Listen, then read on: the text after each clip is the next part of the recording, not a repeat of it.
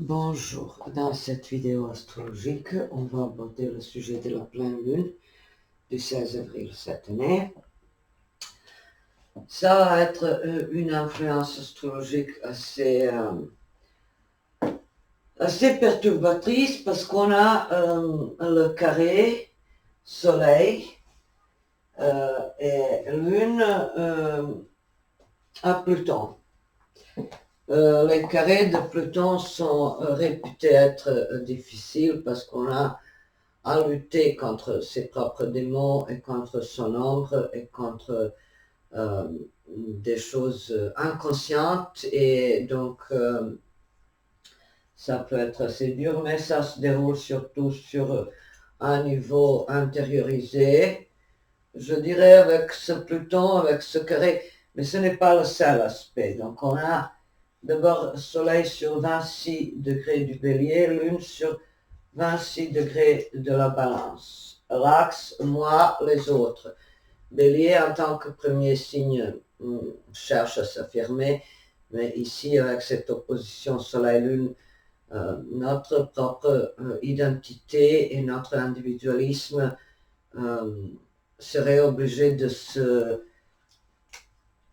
euh, de s'adapter, de s'assumer en tant que partie d'un collectif plus large, d'un groupe. Donc l'individualisme est un peu freiné par l'aspect de l'influence collective et l'impact du groupe. Mercure se trouve sur 9 degrés du Taureau, Vénus 11 degrés Poisson, Mars 0 degré du signe des Poissons, Jupiter 24 Poissons, Saturne 23 Verseau, Uranus 13 Taureau, Neptune 24 Poissons, Pluton sur 28 Capricorne, Nœud Nord sur 23 degrés du Taureau. Lune noire est un Cancer, donc lune noire change de signe, elle ne se trouve plus dans le signe des Gémeaux, mais en Cancer, et ça change des données un peu. Quant aux aspects, Soleil carré Pluton, Lune carré Pluton, Mercure sextile Vénus, Soleil sextile Saturne, Lune trigone Saturne, Vénus sextile Uranus, Mercure, Uranus en conjonction et Jupiter et Neptune en conjonction avec l'aspect exact. Et donc, on va analyser maintenant comment ça se passe. J'ai choisi la problématique de la sortie d'un engrenage, d'une victimisation quand on a subi l'influence et le harcèlement de la part des psychopathes, sociopathes et narcissiques, pervers narcissiques forcément. Donc, avec ce carré soleil-lune à Pluton, c'est justement cette thématique, se débarrasser d'une violence, d'un souvenir de la violence enfouie et qui, au fil du temps, aurait pu s'amplifier et ensuite nous provoquer des dégâts divers comme des somatisations ou des mauvais choix, de mauvaises décisions, d'une mauvaise gestion de notre propre existence. Vous savez, quand vous êtes habitué à vivre dans un milieu dysfonctionnel, alors vous trouvez ça normal. Donc, vous ne pouvez pas vous redresser et aller vers la normalité parce que la dite normalité pour vous représente en fait quelque chose de traumatique. Donc tout est inversé quand on a subi pendant trop longtemps des choses violentes ou anormales ou pathologiques ou quelque autre sévices ou quelques calvaires subjectifs même. Donc on a du mal à se détacher de ça et à se reconstruire, se stabiliser. Et Donc, avec ce carré Soleil-Lune à Pluton, il s'agit de quelque chose de destructeur de notre passé. Donc, quand on est, disons, en proie à une personne perverse, narcissique ou sadique ou autrement un bourreau quelconque, donc ce bourreau exerce un pouvoir et ce bourreau et la vie dans un tel milieu altère nos mécanismes de défense, notre psyché, notre système de valeurs parfois. Donc tout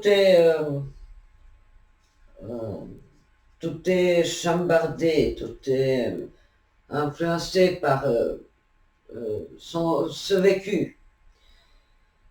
Et quant à ces situations pénibles, il peut s'agir donc d'un harcèlement scolaire dès le plus jeune âge. Les enfants voilà, qui subissent à l'école le comportement malsain, extrêmement violent, extrêmement humiliant de la part de leurs copains entre guillemets, des autres enfants. Donc ça c'est, disons, le premier stade déjà où un futur psychopathe émerge dans toute sa cruauté. Donc et c'est dur, c'est pénible parce que les enfants sont très fragiles et n'arrivent pas à en parler ou ne peuvent pas expliciter et forcément c'est voilà les victimes les plus fragiles. Et on a donc ce type de harcèlement et de rabaissement et de dénigrement en continuité. Et ça incombe à un adulte de reconnaître ce type de comportement et de protéger son enfant. Éventuellement au milieu scolaire, bien évidemment, qui ne peut pas rester silencieux devant de tels phénomènes. Et la deuxième situation où ce harcèlement continu peut se produire, c'est au travail. Donc à l'école, c'est bullying et au travail, c'est mobbing, le harcèlement au travail. Ce fameux harcèlement peut prendre des formes très diversifiées. Donc une personne qui occupe par exemple un poste important peut s'acharner contre ses subalternes et leur imposer des tâches improbables et éventuellement choisir une personne particulièrement vulnérable ou particulièrement douée, compétente, qui risque de lui faire ombre et puis essayer de toutes ses forces de la détruire et de lui faire du mal, d'éclabousser sa réputation, de la présenter comme insuffisamment compétente ou malhonnête ou inappropriée pour ce type de tâches et de travail. Donc ça, c'est le harcèlement au travail qui risque de faire des séquelles. Ça peut laisser des conséquences parce que la personne qui est la cible d'un tel comportement peut se trouver vraiment psychologiquement déstabilisée et déséquilibrée et souffrir d'insomnie ou même d'autres pathologies au niveau physiologique et donc être exposé à une détérioration de sa psyché, de ses compétences et de sa performance professionnelle. quoique, il y en a qui travaillent le mieux sous la pression et dans l'ambiance de compétition exacerbée et très prononcée, mais c'est rare quand même. La personne normale n'arrive pas à donner son maximum quand elle est entourée de vautours qui sont prêts à la dépêcher en tout moment. Donc, des situations qui impliquent la violence, voilà, souterraine. On parle avec les carrés de Pluton à quelques manœuvres cachées, dissimulées en dessous de la surface. Quelque chose qui ne saute pas aux yeux, qui ne se voit pas au grand jour, vous voyez. Donc ces tactiques sont surtout liées à la manipulation, au non-dit, à l'agressivité passive, au silence qui culpabilise, et vous pouvez également, non seulement en tant qu'enfant à l'école ou en tant que personne embauchée, vous pouvez être la cible de ce comportement au sein de votre famille quand vous êtes adulte déjà.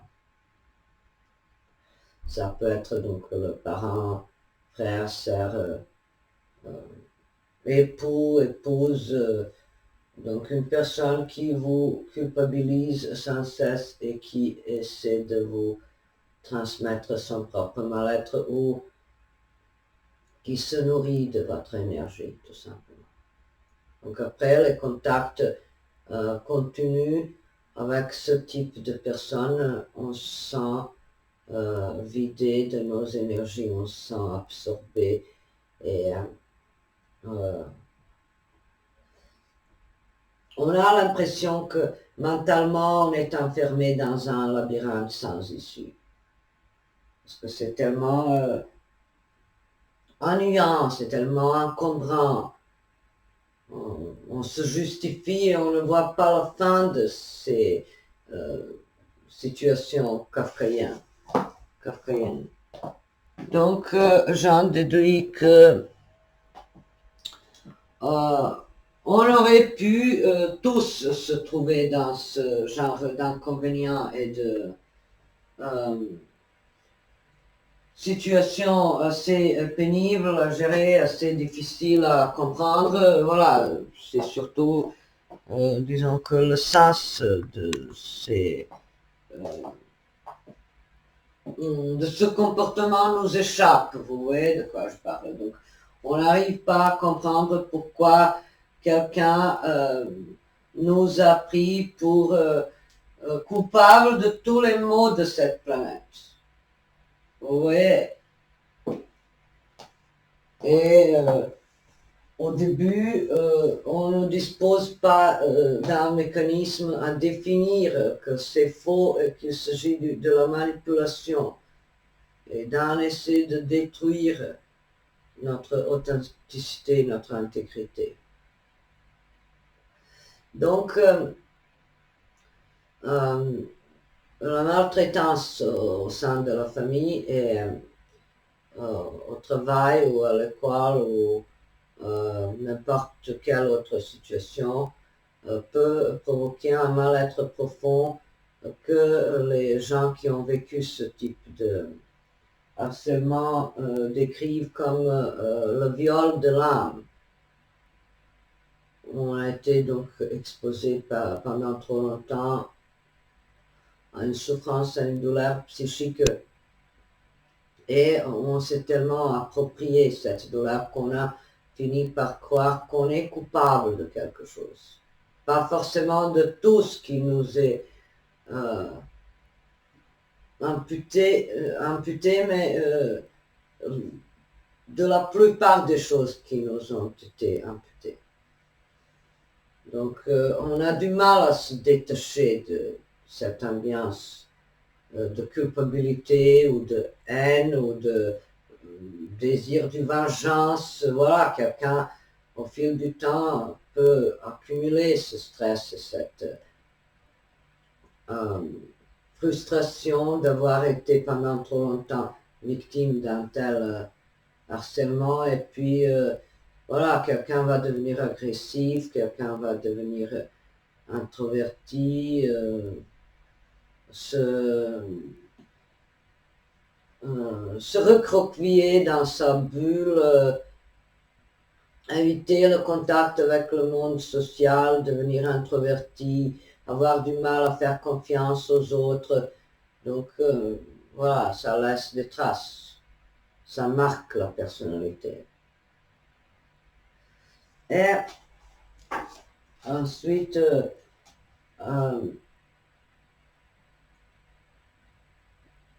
il faut absolument, une fois adulte ou majeur, ou une fois assez autonome, il faut absolument se détacher physiquement de ce type de comportement, c'est-à-dire couper le contact, ne pas répondre au téléphone, ne pas se justifier, ne pas rentrer dans leur jeu. C'est tout. C'est très important. Parce que le manipulateur cherche donc à vampiriser, à puiser l'énergie constamment, à provoquer des accrochages, et ainsi cette personne malveillante et méchante souhaite se nourrir de notre énergie ou de notre lumière. Vous voyez. Et j'en déduis que la meilleure façon est de couper les liens toxiques et de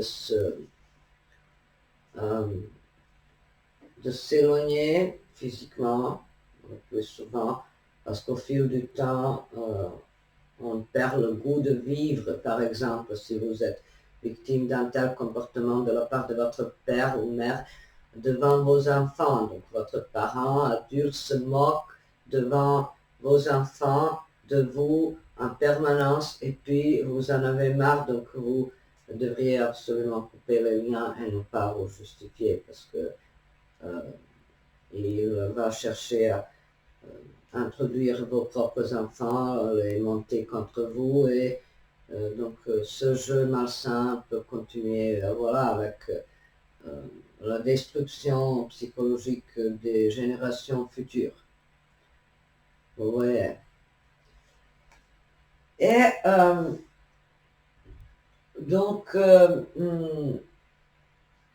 le processus de faire le deuil de ce qu'on a vécu, de ce qu'on a, le deuil de ce traumatisme, ça peut être un processus assez long, assez improbable. Parfois, on devrait quand même s'adresser à une personne compétente et à un expert psychologique pour remédier à ce mal-être et se reconstruire et se déculpabiliser de tous les maux qui nous ont été reprochés. Et voilà, parfois, bien sûr, ça prend du temps. Avec ce carré Soleil-Lune à Pluton, c'est un long processus de désidentification qui dure, qui peut être assez exigeant et qui demande de laisser derrière soi ces expériences, tout simplement. Et de se dire, moi, à cette époque-là, c'était quelqu'un d'autre. Moi, en ce moment-là, en ce moment-ci, ici et maintenant, je suis une autre personne. Et ça n'a plus aucun impact sur moi. Tout ce qui est arrivé, cela est arrivé à une personne beaucoup plus fragile que je ne suis en ce moment. Donc, je pense que les statistiques disent qu'il y a seulement 3% de psychopathes au monde, mais ça nous dit que au cours de notre vie, on va croiser une soixantaine de ces un bourreau, donc voilà, ça peut arriver à tout le monde. Mais il est important de reconnaître cette stratégie qui vise à détruire notre bien-être et nous saper la confiance en nous-mêmes, en l'avenir et nous rentrer dans une spirale de violence, de lutte ou de défense qui épuise nos énergies et qui nous détache de nos autres objectifs. Donc, ce comportement peut être aussi présent dans les relations affectives trop fusionnelles. Quand l'autre base son existence et appuie son bien-être sur nous, c'est donc la dépendance affective que l'un ou deux nourrissent systématiquement. Ce sont donc les liaisons plutôt malsaines et déséquilibrées et là où forcément ni l'un ni deux, ni l'un ni l'autre n'arrive à s'épanouir et garder leur propre autonomie. Sans ce petit espace privé, aussi petit soit-il, il n'est pas normal, il n'est pas logique de garder, de rester dans le couple. Oui, il y a des limites à tout. Chaque intrusion dans notre espace privé pourrait être interprétée comme un dénigrement de notre propre autonomie et de notre liberté, à laquelle on a le droit, malgré le fait qu'on se trouve en couple. Être en couple, ça ne veut pas dire être prisonnier de quelqu'un, être sa poupée. Les personnes matures, dans leur tête, n'acceptent pas ces rôles de soumission et de dépendance.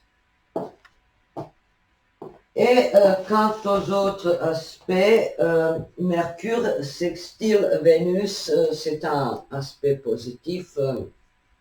Mercure se trouve en Taureau, Vénus en Poisson. C'est un aspect d'épanouissement lié à la créativité, aux choses artistiques, ludiques.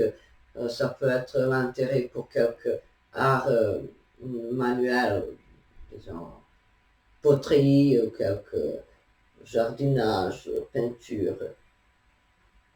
Ensuite, on a Soleil sextile Saturne. Également un bel aspect qui présage la stabilité, la maturité, une conception solide concernant nos projets professionnels, notre propre affirmation. Donc, une maturité, une sagesse à gérer tout ce qui se présente devant nous comme défi ou comme objectif à long terme avec ce Saturne, c'est surtout à long terme.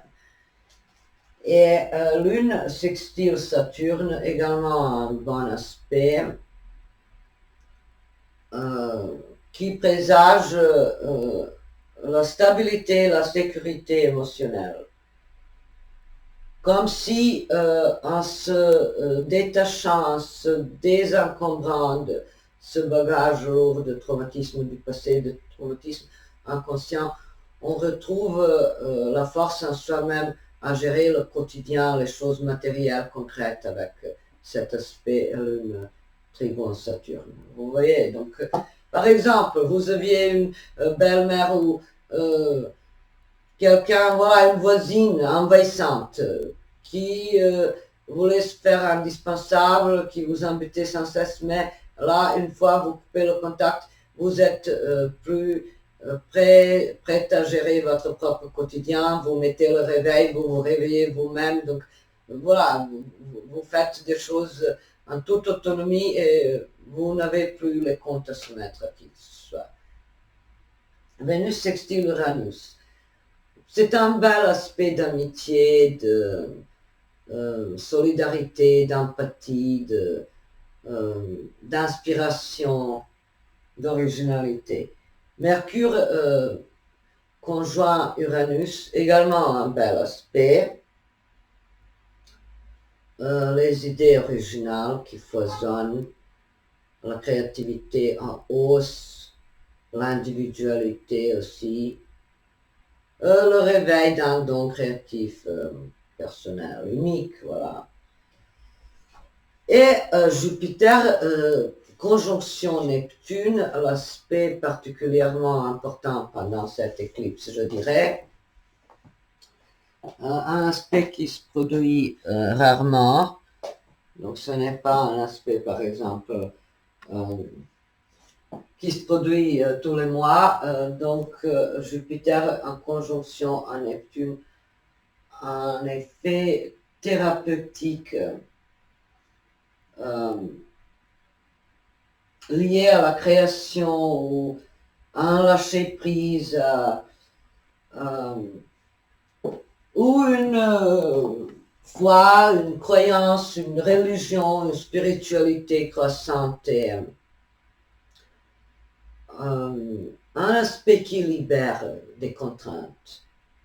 Jupiter, conjonction Neptune, c'est comme être anesthésié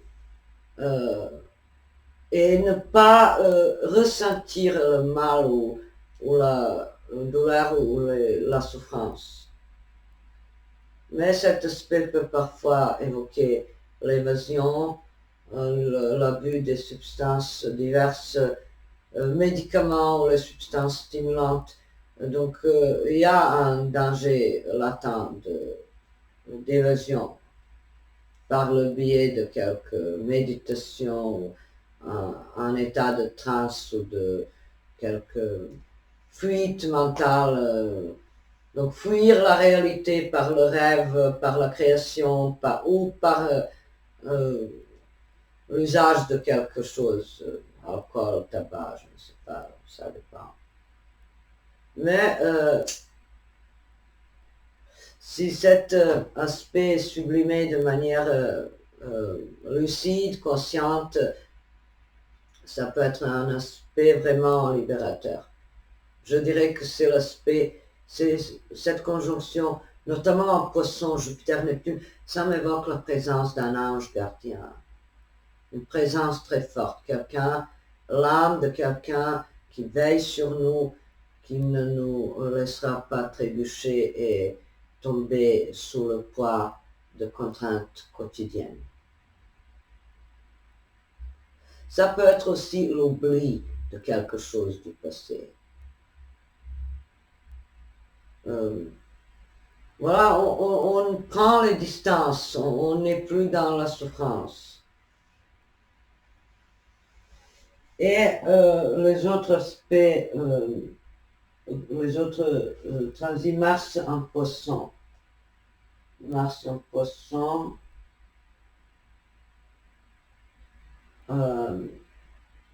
Mars qui est un trigone à la lune noire qui va rentrer dans le signe du Cancer. Ça peut être construire quelque chose, Mars, à partir d'un traumatisme. C'est justement forcément une blessure, du rejet, d'abandon, d'humiliation qui nous aide à construire quelque chose de meilleur dans notre propre vie. Comme par exemple, si on a été membre d'une famille dysfonctionnelle et on a subi quelque chose de traumatisant pendant son enfance, par exemple, on cherche à protéger ses propres enfants plus tard, à ne pas leur faire subir le même sort.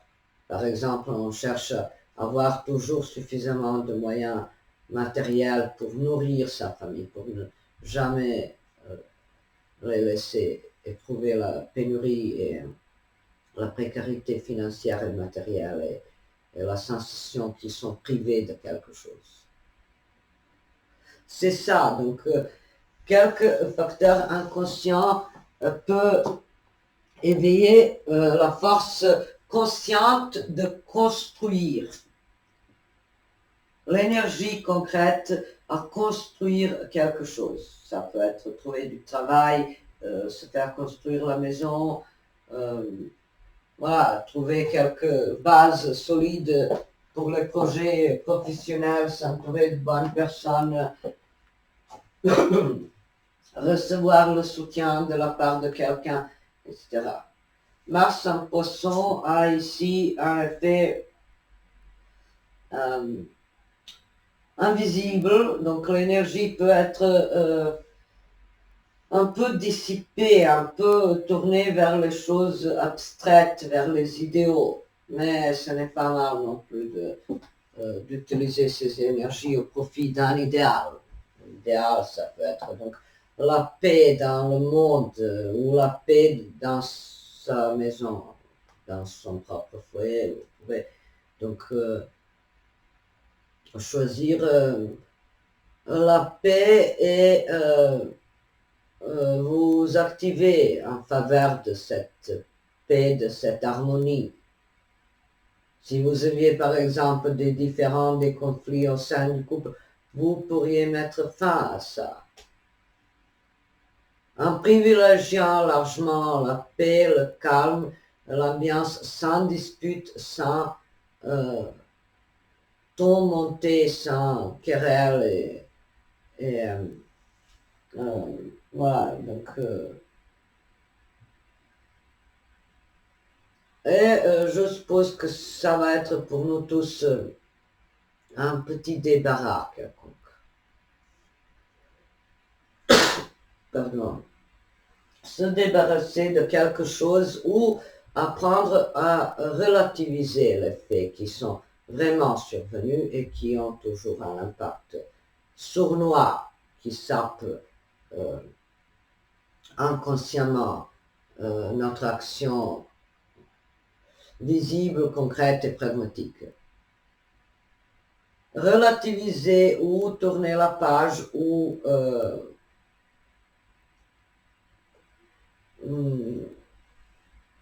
ignorer à chacun de voir comment il va gérer donc une sensation d'échec, de mal-être, de traumatisme, de mauvais souvenirs, quelque chose qui aurait pu nous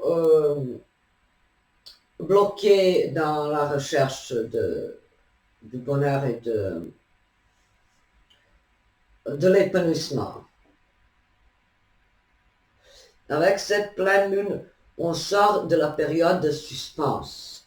On était trop longtemps dans la période de suspense où on devait laisser les projets pour plus tard. Pandémie, guerre, toutes les peurs qui nous sont tombées dessus, donc question de survie, si on va avoir du pétrole, si on va avoir de quoi se chauffer, si on pourra survivre, si l'économie va tourner ou s'arrêter ou quoi. Donc je pense que subjectivement on sort de cette angoisse, on arrête d'être cette brebis galeuse que tout le monde prend pour coupable de quelque chose. Vous voyez?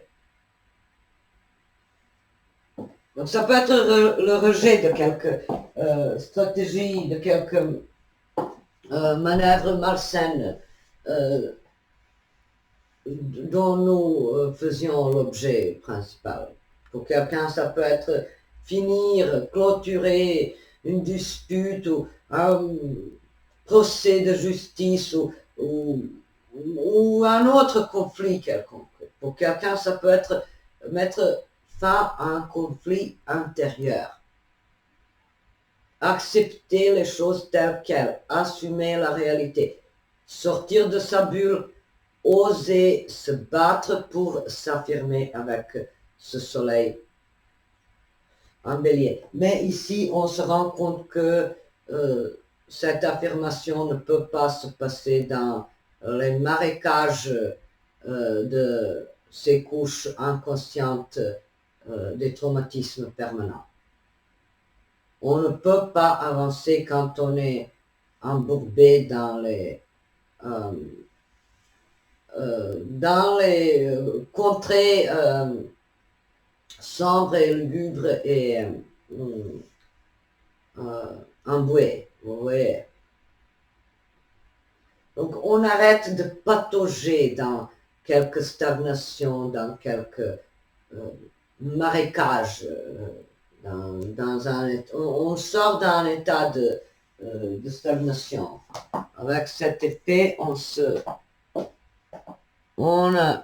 veut s'éveiller, on veut profiter du moment présent, on veut profiter de la vie, on n'a plus peur de rien. Avec le bélier, on est courageux et on a l'impression que quelqu'un ou quelque chose nous protège. Donc cet aspect très puissant, Jupiter conjonction Neptune. Cette fois, je n'ai pas choisi des illustrations en forme de film ou de poésie. Je voulais me focaliser sur la reconstruction psychologique de chaque personne après avoir vécu un deuil, un traumatisme, un rejet, un mauvais moment de souffrance réelle ou subjective. Vous voyez, donc, comment se reconstruire. Et ça implique chaque fois le débarras, la coupure avec le facteur perturbateur qui nous a menés jusqu'à là. Ce n'est pas chaque fois facile, mais c'est possible. Avec ces constellations astrologiques, on aura la force, l'énergie et le dynamisme nécessaires à aboutir à nos projets et à redémarrer sur de nouvelles bases. Voilà, j'espère que je vous ai tout dit. Je vous souhaite une belle et douce pleine lune du 16 avril.